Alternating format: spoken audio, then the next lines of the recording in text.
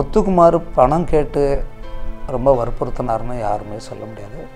அது வந்து நல்ல தகுதின்னு நான் சொல்ல மாட்டேன். உழைக்கிற உழைப்புக்கு வந்து பணம் கொடுன்னு கேட்கணும், அதை அவர் கேட்க மாட்டார்.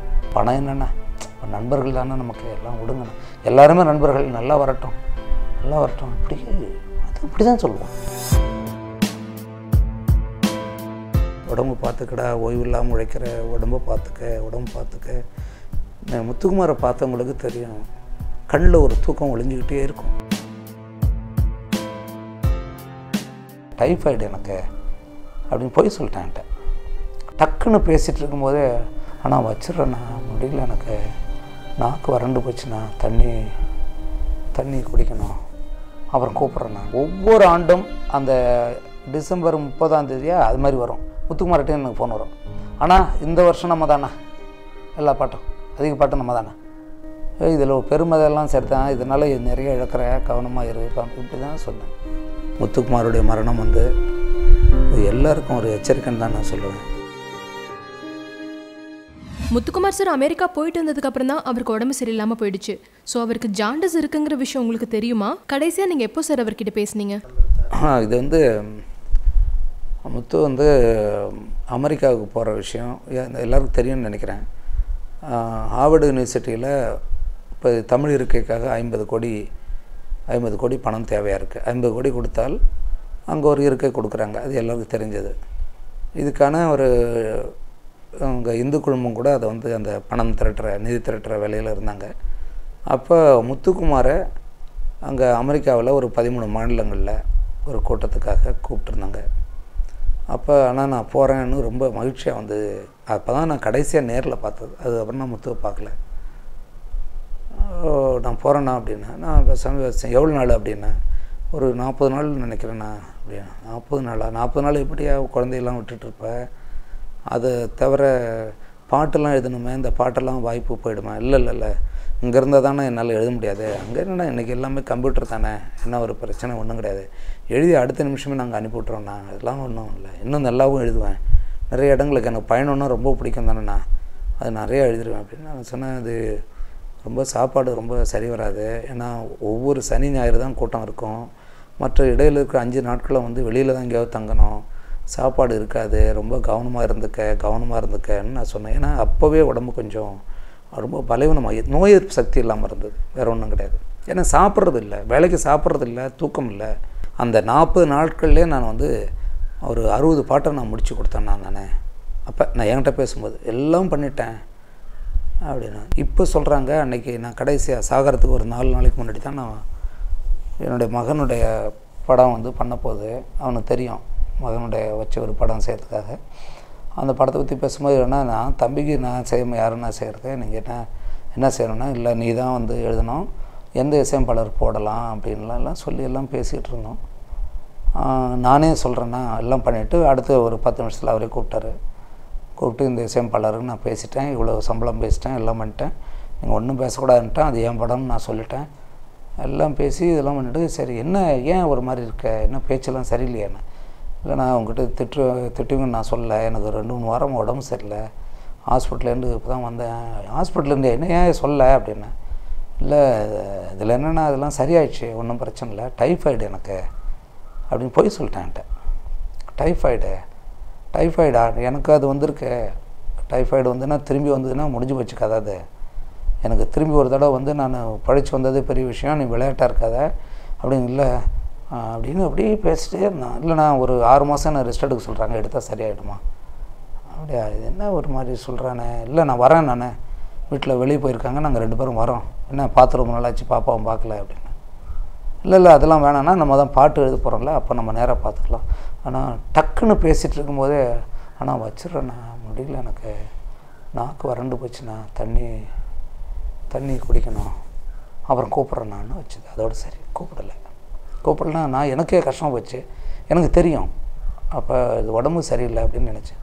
திடீர்னு பார்த்தா அப்படி செய்தி வருது. இப்போ சமீபத்தில் மீடியாவில் அவரோட பையனுக்கு நான் முத்துக்குமார் சார் எழுதுனதா ஒரு கடிதம் பரவிட்டு இருக்கு. ஸோ அவருக்கு முன்னாடியே தெரியுமா ரொம்ப நாள் அவர் இருக்க மாட்டாருன்னு? இல்லை அதெல்லாம் முன்னாடியே எழுதுனதுங்க, அதெல்லாம் இல்லை என்கிட்ட இதில் அணிலாடு ஒன்று இல்லாத தான் அது வந்திருக்குன்னு நினைக்கிறேன். அந்த கடிதம் நான் எப்போ படித்தேன், இல்லை இல்லை இல்லை யாரும் அது பொய் அதெல்லாம் பொய். அதெல்லாம் 8-10 வருஷத்துக்கு முன்னாடி எழுதுனது அதெல்லாம். அப்படி தான். அதுக்கு மேலே கூட இருக்கும். இன்னும் கேட்டால் அப்போ குட்டி அவனுக்கு இன்றைக்கி 12 வயசு ஆதவனுக்கு ஒரு 8 வருஷம் 4 வயசு 3 வயசில் எழுதுனது அதுன்னு நினைக்கிறேன். அதை இப்போ இவங்க எடுத்து அப்படி சும்மா அது பண்ணிகிட்ருக்காங்க. அப்படிலாம் ஒன்றும் கிடையாது. அவன் எல்லா உறவுகளை பற்றியும் எழுதுனதான் அணில் ஆடுமன்றில். அதை விட உறவுகளை சொல்கிறதுக்கு ஒன்றுமே கிடையாது. பீம்சிங்கோடைய படங்கள் மாதிரி முத்துக்குமாருடைய கவிதைகள் அந்த அணில் ஆடுமன்றில் அனைவரும் படிக்க வேண்டிய மிக முக்கியமானது, எல்லா வீட்லையும் இருக்க வேண்டியது. அவருக்கு நிறைய பேர் பணம் கொடுக்கணும், பல பவுன்ஸான செக்ஸ் அவரோட வீட்டில் இருக்குன்னு சொல்கிறாங்க. அதை பற்றி சொல்லுங்கள் சார். அது எல்லாருக்கும் உண்டுங்க, கவிஞருக்கு மட்டும் இல்லை. என்கிட்ட கேட்குறீங்களா? நான் எடுத்து காட்டவா? எவ்வளோ நான் காட்டவா? பெரிய பெரிய தொகைகள் வரவே வராது. ஏன்னா நாங்களாம் இப்போ நான் ஒரு 35 ஆண்டுகளாக அந்த துறையில் இருக்கேன். நான் போய் தயாரிப்பாளர் தெரியும் நிலைமை. சில பேர் வச்சுக்கிட்டே தரமாட்டேன்னுவாங்க. நீங்கள் தயாரிப்பாளருடைய நிலைமை என்ன தெரியுமா? எந்த தயாரிப்பாளருக்கும் 5 பைசா லாபம் கிடையாது. உண்மையிலேயே அவங்களுக்கு லாபம் வரணும். மற்றவங்க சாப்பிட்டுட்ருக்காங்க. அவங்களுடைய உழைப்பை எல்லாத்தையும் தயாரிப்பாளர் எங்கேயோ பணத்தை வாங்கி போட்டு ஒரு படத்தை எடுத்து வர்ற வருமானத்தை எல்லாம் யார் யாரோ திருடி சாப்பிட்டுட்ருக்காங்க. அதனால் தயாரிப்பாளருக்கு நஷ்டம்தான் வரும். முத்துக்குமார் போன்ற கவிஞர்கள் போயிட்டு இங்கே யாருன்னு செய்ய முடியாது. நடிகர்கள் போய் பணம் கொடுக்கலன்னா டப்பிங் பேச வர மாட்டாங்க. படம் ஷூட்டிங் 2 நாளுக்கு முன்னாடியே சொல்லிடுவாங்க, வாங்கிட்டு போயிடுவாங்க. மீதி வேறு என்ன, வேறு மற்ற எந்த தொழிலாளர் அமைப்பிலிருந்தும் போய் பணம் வாங்கிடுவாங்க. டைரக்டர் இல்லாமல் செய்ய முடியாது. ஏன்னா அடுத்தது படம் யார்கிட்ட போய் கேட்குறது? அதனால் சரின்னு பொறுத்தும். கேமராமேன் கூட சில பேர் போய் கேட்பாங்க. இப்போ நான்லாம் படம் பண்ணியிருக்கேன், எவ்வளோ படங்களுக்கு எவ்வளோ செக்கு. நான் போய் கேட்க முடியாது. அதெல்லாம் நான் கணக்கிட்டு இருக்க முடியாது. ஏன்னா இந்த துறையில் தான் இருக்க போகிறோம். நமக்கு நல்லா தெரியுது அவங்க ஏமாத்துறாங்களா உண்மையிலே பணம் இல்லையாங்கிறது நமக்கு தெரியும். அதனால் முத்துக்குமார் அதெல்லாம் மன்னிச்சு விட்டுருக்காரு.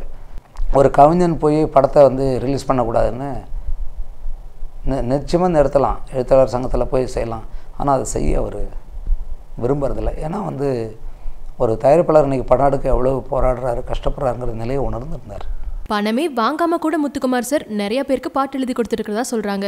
அதை பற்றி சொல்லுங்கள் சார். முத்துக்குமார் பணம் கேட்டு ரொம்ப வற்புறுத்தினார்னு யாருமே சொல்ல முடியாது. அது நல்ல தகுதின்னு நான் சொல்ல மாட்டேன்.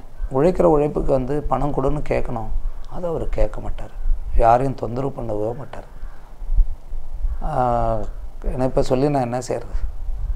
நான் இந்த என் படங்களுக்கு நான் பணம் கொடுக்கும்போது ஐயோ எதுக்கு நான் இவ்வளவு, ஏன் அப்படின்னா, இல்லைண்ணா இவ்வளோலாம் எனக்கு தர்றது இல்லைண்ணா அப்படின்னா, நான் கொடுக்குறதே ரொம்ப கம்மிங்க, இவ்வளோ தரலையா, ஏன் உங்களுடைய வேலை என்ன? அதே மாதிரி நான் இன்னொரு கவிஞர் எவ்வளோ வாங்குறாங்க தெரியுமா என் படத்துல அப்படின்னா, இல்லைண்ணா அவ்வளோ கேட்டால் அதெல்லாம் தரமாட்டுறாங்கண்ணா, விடுங்க வேணாம் விடுங்க பார்த்துப்போம், பணம் என்னென்ன இப்போ நண்பர்கள் தானே நமக்கு, எல்லாம் விடுங்கண்ணா, எல்லாருமே நண்பர்கள், நல்லா வரட்டும் இப்படி தான் சொல்லுவோம். பணம் அவனுக்கு ஒரு பொருட்டே கிடையாது. பணம்னு ஒவ்வொரு நிமிடத்தையும் பணமாக்குற இந்த உலகத்தில் படைப்பாளிகளுக்கு மத்தியில் பணம் முக்கியம்னு முத்துக்குமார் நினச்சதே இல்லை. 2000லேருந்து கிட்டத்தட்ட 16 வருஷங்களுக்கு மேலே பல சூப்பர் ஹிட் சாங்ஸை நான் முத்துக்குமார் சார் எழுதியிருக்காரு. ஆனால் அவருக்கு நேஷனல் அவார்ட் ரொம்ப லேட்டாக 2013 தான் கிடைச்சிது. அதுவும் நீங்கள் செலெக்ஷன் போர்டில் இருந்ததால். அதை பற்றி சொல்லுங்கள் சார். எனக்கு ஒரு வாய்ப்பு வந்துச்சு. என்ன வாய்ப்புனா 2013 நான் இந்த தேசிய விருதினுடைய சேர்பர்சனுங்கிறது ஒரு தென்னிந்தியாவினுடைய சேர்பர்சன். நான் தென்னிந்தியாவுக்கு மொத்தம் இந்தியாவிலிருந்து 5 பேர். அந்த 5 பேரில் ஒருத்தராக நான் போயிருந்தேன். அப்போ அதில் தான் இந்த தங்கமீன்கள் படம் இருந்தது. அந்த நேரத்தில் சில முக்கியமான படங்கள் எல்லாம் நிராகரிக்கப்பட்டது மற்றவங்களால். அப்போ நான் மறுபடியும் அதை எடுத்து பிடிச்சி இந்திய அளவில் நான் முக்கியமான படங்களுக்கு நான் பேசி அதை புரிய வச்சு ரொம்ப வாதிட்டு அந்த உண்மையை உணர்த்தி நிறைய எனக்கு முகம் தெரியாதவங்களுக்கெல்லாம் நான் போராடினேன். ஏன்னா அங்கே என்ன ஒன்றா நான் அங்கே போன பிறகு தான் தெரிஞ்சுது, இந்த தேசிய விருது கொடுக்கப்படுறதாலே ஒரு ஆள் பெரிய ஆளும் இல்லை, தேசிய விருது வாங்காதாலே ஒருத்தவன் சரியவனும் கிடையாது.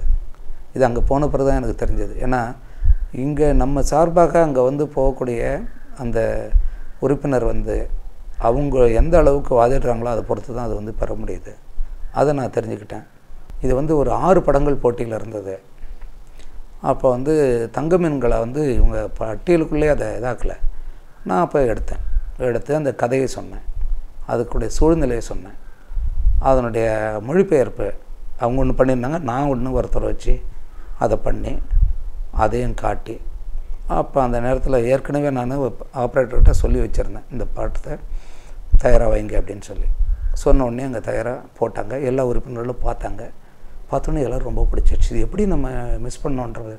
அப்போ எல்லோரும் ஒருமித்த 11 வாக்குகளும் அந்த பாடலுக்கு வந்து கிடச்சிது. அதுதான். ஏன்னா முத்துக்குமாருக்கு இதே திறமை முன்னாடியே இருந்தது. ஒரே கவிஞருக்கு 7-8 விருதுகள் 10 விருதுகள் வர்றது ஒன்றும் பெரிய விஷயம் இல்லை.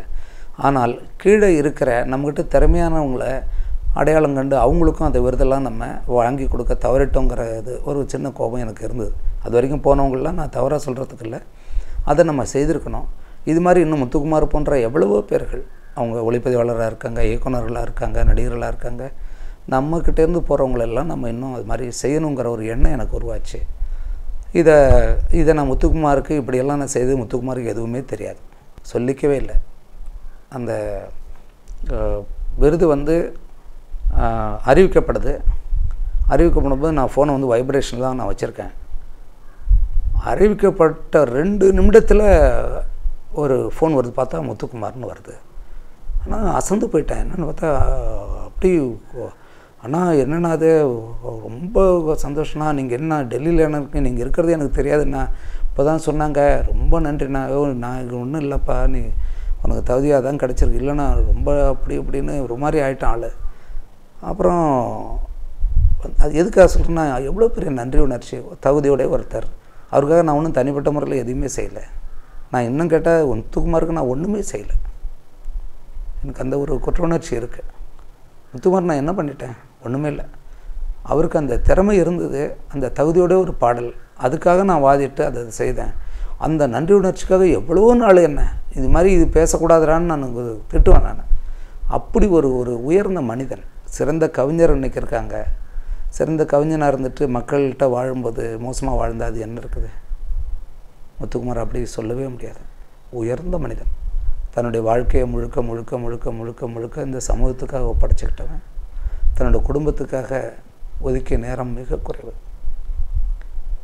தன்னுடைய மகன் தான் அந்த உலகம் ஆதவன். ஆனால் அவனை எப்படி அவன் மறந்துட்டுருக்கான்னு தெரியல. ஆதவன் தான் உலகமே. அடுத்து இப்போ பிறந்திருக்கிற யோகலட்சுமி தன்னுடைய அம்மா மாதிரியே இருக்குன்னு சொல்லிட்டு இருந்தான்.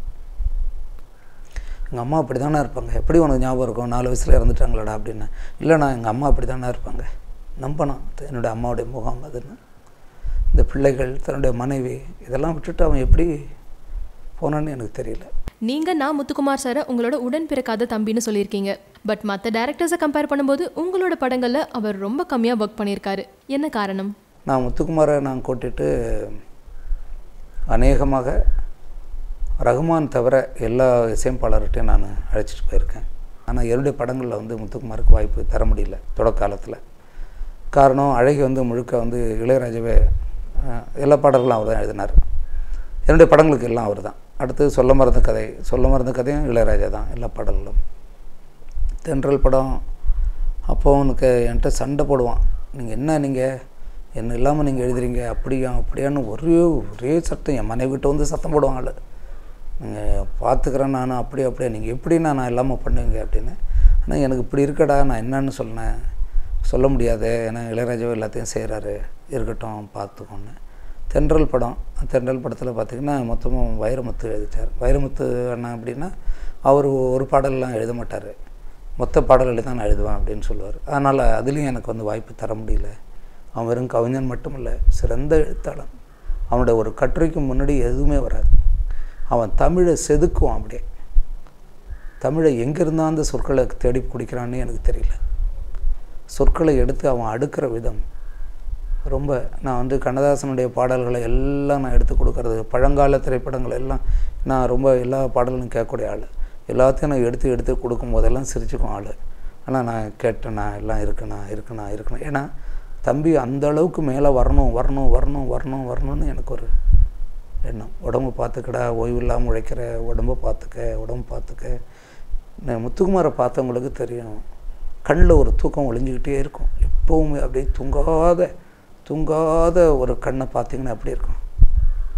தூக்கமே இல்லாத ஒருத்தனை கடந்த 10 ஆண்டுகளாக அப்படியே அலைஞ்சான். ஏதோ ஒரு தூக்கத்தில் நடந்து போகிற ஒருத்தனை எப்படி இருக்கும்? அதே மாதிரி அலைஞ்சான். இது இதில் நம்ம புரிஞ்சக்கூடியது என்னென்னா, வெறும் படைப்புன்னு அது ஒரு பக்கம். ஆனால் அதே நேரத்தில் உடலை கவனிச்சுக்கணும். முத்துக்குமாருடைய மரணம் அது எல்லாருக்கும் ஒரு எச்சரிக்கைன்னு தான் நான் சொல்லுவேன்.